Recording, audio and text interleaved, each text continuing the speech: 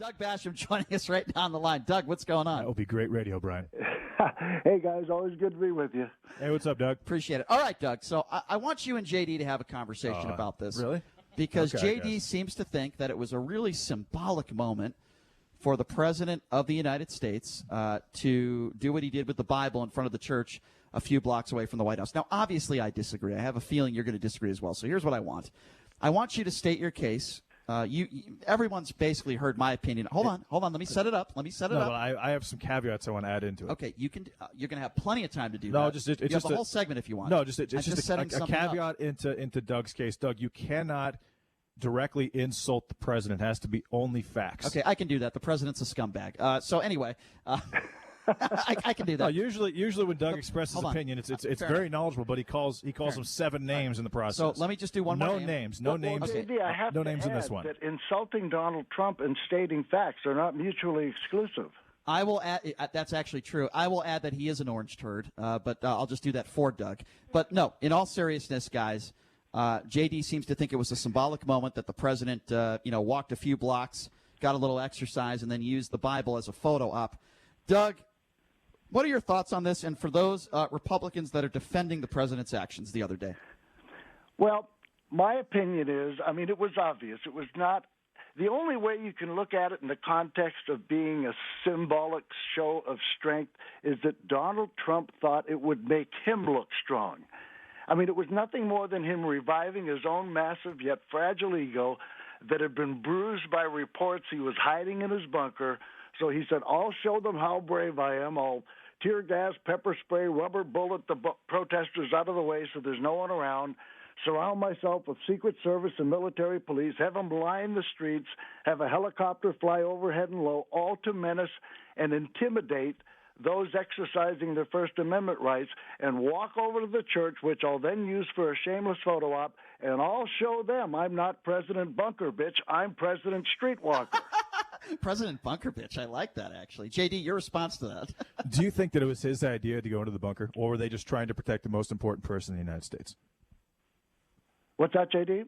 So do you think it was his idea to go into the bunker, or was his team trying to protect, or his administration and the Secret Service, were they trying to protect the most important person in the United States and arguably the world at this point? Well, they were trying to protect him, but did you hear this morning? Of course. He went on Fox Radio, did an interview, and said, "Oh no, it wasn't done for safety. It was done. I was inspecting it." Is that what he this said? is a guy who has to make excuses for doing. Well, yeah, that I will agree. I did not hear that, but that is ridiculous. Why would he coincidentally inspect the bunker Because he is at the same time? All right. Narcissist, and he is the biggest snowflake to ever occupy high office. When a guy has, that tells you all you need to know. Oh, it wasn't for safety; it was for an inspection. That shows you how shallow, how insecure, how narcissistic, and really unfit he is. Can I just add something else? I heard a rumor. He actually could have spun that, too. I also heard that Melania Trump was inspecting some divorce paperwork. I don't know, allegedly. I don't know if that's true or not. It's totally appropriate. Go ahead, JD. Very appropriate. Thank you for that. But he could have spun that to be, I'm the most important person in the United States. You need to protect me. So I'm surprised that he didn't do that, or that he said that he was inspecting. Really? Obviously, Are you that's surprised? I'm a little surprised by that. I really am. But obviously, I don't agree with what he said. I don't believe. He lies about everything. Well, I don't believe that he was inspecting it. Born in Germany when he was born in the Bronx. He lies when he doesn't have to. Unless he's saying, well, we think we're going to be attacked by some type of nuclear arsenal, and we want it. But even then, he wouldn't be the one to inspect it because he wouldn't know the safety protocols. Somebody else would. Exactly. Right. Now, and again, to say that this was a symbolic walk and important and a show of strength. These are all the mental calisthenics that Trump and his media go through to defend the indefensible. If you would just acknowledge what countless psychiatrists and psychologists have concluded, and really, which any layperson can ascertain if they just look. Donald Trump is a malignant narcissist. He is a textbook sociopath. The only way he is capable of looking at any issue is for how it can benefit him and make him look good at any particular moment. Therefore, we get his authoritarian, violence-inciting speech Monday, his brave walk to the church. He thought both would make him look good. It's not 5-dimensional chess. It's really simple. That is the only way he is capable of viewing any situation or story. How can I look good? And Well, once you realize that, you think stop putting yourself through the mental calisthenics. Well, gee, I was surprised when he told. No, you shouldn't be. He says whatever he thinks will make him look good. Well, I was inspecting it. It wasn't for safety. I'm a big, tough guy. I don't need to be kept safe. He's a snowflake. I'm going to disagree with what he said. I don't think that that's why he went down. I think it was for his protection, and it should be because, again, like it or not, you and Brian can disagree with me, but Donald Trump is the most important person in the United States of America and arguably the world right now. That being said, I think that over why they took him to the bunker. What we're arguing over is why he had to deny the obvious. Right, but I'm not going to apply that to every single thing he said since he started his presidency or since he started campaigning. Why? I'm going to disagree. I'm going to disagree with one thing that he's done because I'll disagree with that. Absolutely. That being said, I think he had to go to that church. Hold it. You're going to disagree with one thing he's done. You agree with him not even having the courtesy to notify the church he was going. He didn't go into the church, Doug. In the church and Doug, had he gone into the church? Protesters were essentially manhandled by the police. I mean, you don't disagree with that? Doug, had he gone into the church and had he picked up a Bible, which he turned upside down, because he's not a religious guy, we all know that. A lot of his base is religious because he's a Republican. I get that. The proper way. What I'm saying is, had he gone in, notified the church, read a scripture of some sort, he would have gotten so much flack for being fake because people would have brought up his sins and the things that he's done that are not supporting of that. So it was a lose-lose situation for him regardless. I'm glad he didn't because it would have been more phoniness and necessitated more mental calisthenics on his part and his media and people who defend him. That's why I have no problem with him going there. Photo op. He didn't go inside to inspect the damage. He didn't speak to anybody in the church. He didn't care. It was an obvious photo op because that's what he thought would make him look good at that particular moment. And you can apply that to everything he has said and done since he took office. And Doug, I look at it like this. That night before on Lafayette, there were 60 Secret Service agents injured by the protesters. Well, at that point, which were rioters. They weren't protesters. They weren't looting because there was nothing to loot. But they were trying to break down the walls of the White House. And as we know, had they gotten onto that great lawn, they'd all be dead right now. We all know that. They know that. That being said, 60 Secret Service were injured. The memorial was defaced. St. John's Church was set on fire, and every single president since X amount of years has prayed inside that church. So that to me that is a show of strength for his evangelical base and for the country in general to say, hey, 24 hours ago this was under siege basically by thousands of, you can call them protesters, but they were rioters at that point. A lot of my Secret Service were injured. I'm not going into the church. I'm going outside the church. I don't need to let anybody know that. I'm picking up the Bible because had he opened up that Bible and said a scripture, he would have gotten more flack than he's probably ever gotten. I mean, it would be one of the worst moments of his presidency. Well, of course, because that's not him. He's not that guy, and everybody knows that. So I think that he did it the best way that he could under the circumstances, and it had to happen because his evangelical base, his religious base, was disgusted by the fact that St. John's was literally set on fire the night before. Go ahead, Doug. A real president could have found the words to condemn the fire in the church. Only a malignant narcissist and a cheap, tacky reality TV host would think the best way to address my evangelical base is to walk over there surrounded by military police and hold a Bible upside down while posing for pictures. And I got to say, if you're an evangelical Christian or any other kind of Christian, and you watch this guy standing in front of this church holding a Bible upside down and couldn't see it for the blatant, phony photo op it was, you might need to take up another religion that combines faith and intelligence. Couldn't agree with you more. All right, I want to switch topics with you guys now. Let's talk about several days ago when the president tweeted out, when there's looters, there'll be shooters. He also called them thugs. Your response to that tweet, he took a lot of flack for it. What's your response to that, Doug? I've been thinking about this, and I brought it up on my show. If I could just make this kind of a statement, if anyone is still willing to vote for this guy after, him threatening to unleash the American military on American soil against American citizens, you might want to start formulating your farewell letter to your democratic republic, because when your so-called president declares your nation a battlefield and threatens to deploy your military, not his, but your military on your soil against you, your democratic republic is on life support, and we can either revive it or we can kill it. And I maintain, and I can't say this enough, there is no longer any intelligent debate over who and what Donald Trump is. The only question that remains is, who are we as a people, as a nation? How much do we respect its time-honored institutions necessary for its survival? And we might want to ask ourselves, if he's willing to gas, bullet, and helicopter peaceful protesters and interfere with their First Amendment rights to protest just for a photo op, what will he do to stay in office? And again, we don't know for a fact if that was tear gas or if those were rubber bullets. Mark Espert went on an hour ago and said that they were not. So you're saying That's not what he said. He did. He was talking about the National Guard. He Okay. wasn't talking about local Doug, law enforcement. You're saying that you think that local police departments can handle all of these looting and rioters themselves, and National Guard should never be called in. And if there is an attempt or an insurrection, you don't think that the Insurrection Act should be invoked, considering the fact that we have 1.3 million members of the Army, active military, strategically placed around the country to stop things like this? You think that the local PD can just handle this? Because if you look at New York and what happened in New York and what would have happened in Omaha and what would have happened in Las Vegas, I mean, the one night that the National Guard was not called out in Vegas, that cop died in front of Circus. 2 people were shot. You know, the National Guard is a show of force, and these looters and these rioters and Antifa or whoever it is that is causing these problems, that scares people. And I think that you, at this point, considering the fact that we're out of COVID, you've got 40 million unemployed, a lot of businesses were already they were already in trouble. Now they've been literally burnt down and destroyed. Why would you not want order in the country under those circumstances? And the only way to do that, because obviously the local police departments are not capable of that, is bringing in either the National Guard or the Army.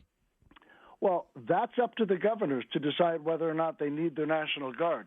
That's not what Trump was talking about. He was talking about the United States military. As far as the Insurrection Act goes, insurrection by its very definition means the overthrow of a government, either federal, state, or local. That's not what's happening here. Nobody's trying to overthrow a government. Nobody is committing insurrection.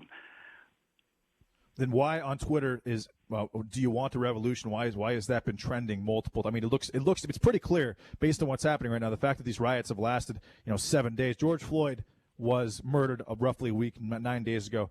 Derek Chauvin was arrested and charged with third-degree murder 6 days ago. Why are these riots and these looting still going on? I'm not talking about the protests, but why are they going on, and what is the end game of this? What's trying to be accomplished? The other 3 officers getting charged? That's going to happen today, I guess. But, I mean, what do you think is really the goal here, Doug? I think the goal is to revive the conversation on the systemic racism and inequality that's existed in this country since its inception. Now, if you look at the actual police department, Minneapolis Police is the only police department in the country, and this came out in an article in USA Today 4 days ago, that allows the knee-to-neck restraint. And other police departments across the country and other states have now sued the Minneapolis Police Department for damages but actions by their force incurred. And if you also look, the fact that Amy Klobuchar, who has a good chance of at least being considered for the vice president of the United States under Joe Biden. But when she was a prosecutor, she chose not to press charges against several police officers that had committed acts I have to interject. That were JD. Related to race. Quickly, if I that may. police officers should not obviously be doing. I understand your question to Doug. If I could just interject. Hold on. Hang on, Doug. For Amy Klobuchar Doug, this year. That's all I wanted, Doug. Hang on one second, Doug. I want to clear up a few of the things that you just said. First of all, we have no idea what the specifics are in that situation that involved Amy Klobuchar and officers. We have no clue. She might have made the right decision. So I think it is extremely unfair. And by the way, I'm not an Amy Klobuchar fan. It is extremely unfair to criticize her when we have no clue, at least no, you don't, I don't, the specifics in that case. That's number one.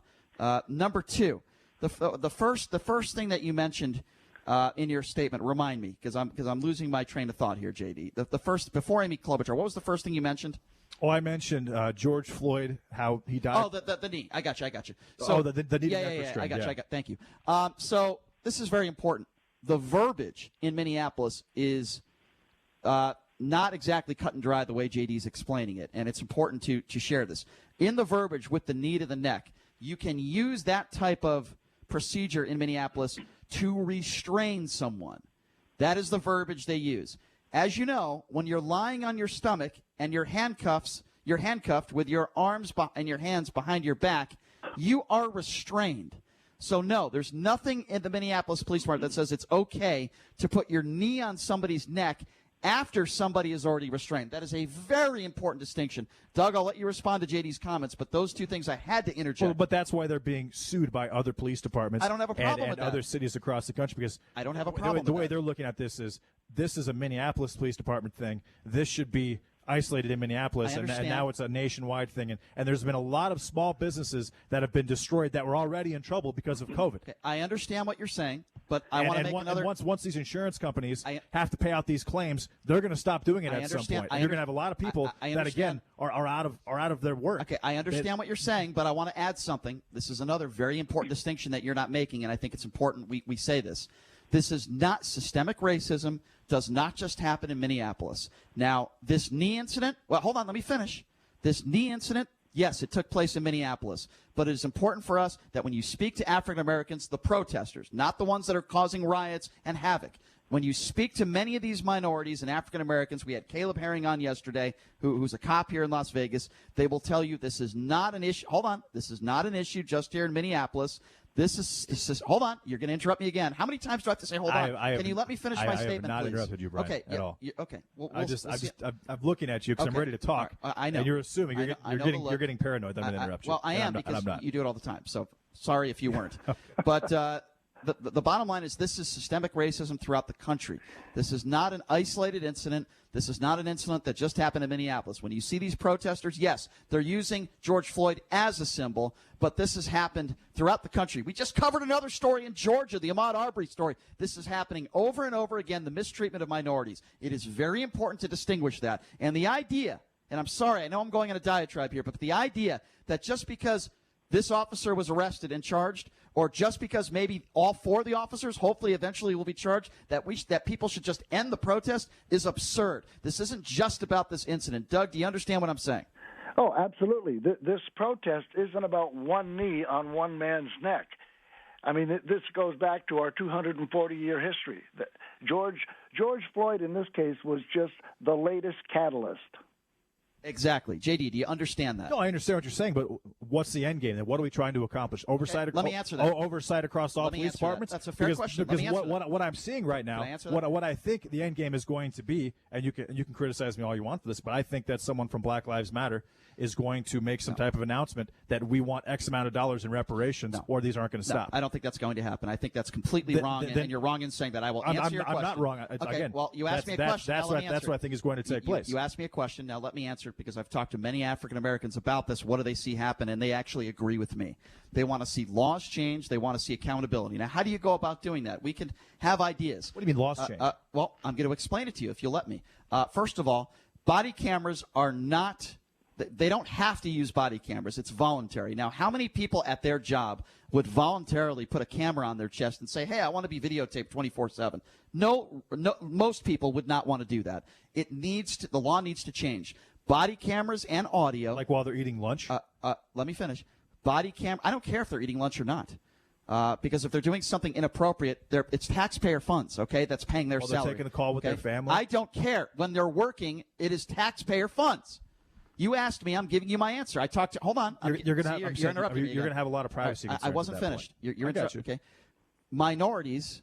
That's what they want. They want accountability. What's the best way? You're not going to convince me that you can just change an officer's mind if they're a racist. But what you can do is keep those body cameras on 24/7, mandatory, and audio, and hold them to account if they turn it off. That is the first immediate thing that I think should change in this country. And by the way, I do think we're going to see that. Number two, we need more officers developing personal relationships with people on the streets and citizens. I think there are too many officers that are not good at that. We had Caleb Herring on yesterday, African-American police officer here in Las Vegas. He spoke about that. We need to develop more relationships and have more discussions. All due respect, and Doug, this is where you'll probably disagree with me. I don't think Colin Kaepernick, and maybe you won't. I don't know, Doug. I don't want to speak for you, but I don't think Colin Kaepernick taking a knee is going to change anything. We don't need awareness. Here's what we need. We need action now. It's time for action. And football players taking a knee is not going to change anything. See, I would actually argue that what needs to be changed law-wise outside of the things, and that's just a matter of that's police oversight. That is paying police officers more.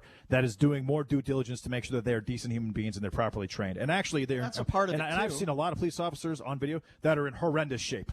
I mean, they're just not physically fit. I've watched this happen on Twitter in these riots and this looting, and they've been exposed. Well, Doug, that being said, I think the law that should really change is the fact that nationwide you can protect your business with fatal force if someone comes in and destroys it. Doug, I want to. We're going up against the clock here. I apologize. I went on a diatribe there. I want to give you the last word. Your thoughts on what I just said and change, and just your thoughts on what's going on in this country altogether before we have to let you go. Well, it all comes down to the question, how do you unteach racism? Yes, you can do different training. You can have body cameras.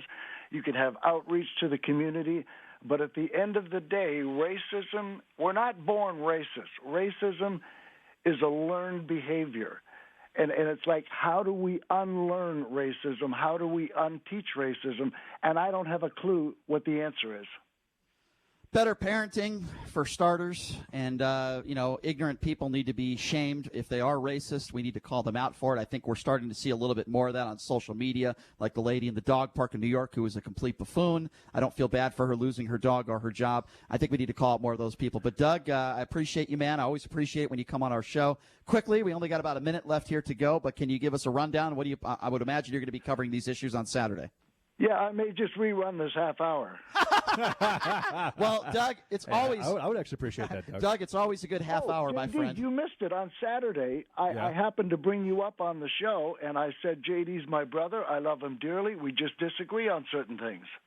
That's fair. Well, thank you very much, Doug. I appreciate that. I feel the same way, but JD wouldn't believe me if I said that. Anyway, Doug, thank you so much, man. I love you, my friend. You're the best, and I look forward to coming on your show sometime soon, okay? Sounds like a plan, my man. All right. Thanks a lot, Doug. That is Doug Basham.